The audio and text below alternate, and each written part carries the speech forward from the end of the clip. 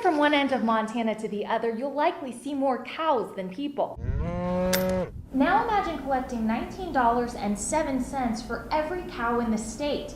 That would add up to more than $47.5 million. Incredibly excessive. That's a lot of money. Roughly the amount spent on Montana's 2012 Senate race. Now some experts think our 2014 election could be just as expensive. We might see the onslaught of TV ads yet again. Not welcome news for some voters. Ridiculous. I think everybody realizes that there's too much money in big campaigns. I'm not quite sure where it all went. Where it went, campaign staff, travel, and a whole lot of ads. An honorable profession. But where does it all come from?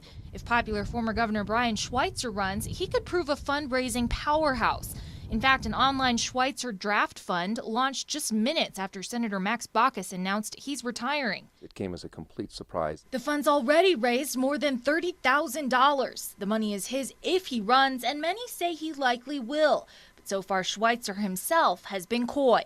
As you can see, I live on Georgetown Lake, and people can yip all they want, but the only yipping I hear is the coyotes at night. It's going to be a very close. On the Republican side, former Congressman Denny Rehberg would likely attract national money as well. He raised $9.6 million in 2012.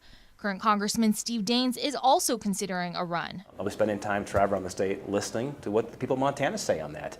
Ultimately, I work for them. I think because of his connections in the business world, he also would have a very good fundraising network to tap into. So I think he'd be formidable financially. For an idea of how spending in Montana's 2014 Senate race might unfold, Parker suggests looking at last year's North Dakota race, one without an incumbent after Democratic Senator Kent Conrad retired. Republicans needed the seat to get the majority and Democrats need to retain it. That means money from national super PACs, $17 million in North Dakota last year.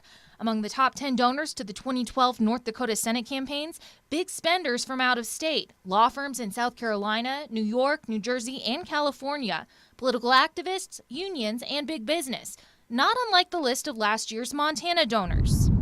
When the 2012 campaign season ended, many voters breathed a sigh of relief. But next time you take a drive through the state of Montana, think about that $19 per cow and what it means in campaign funds. Then remember that next year, the dollars per cow could be just as high. In the Gallatin Valley, Alyssa E. Ray, NBC Montana.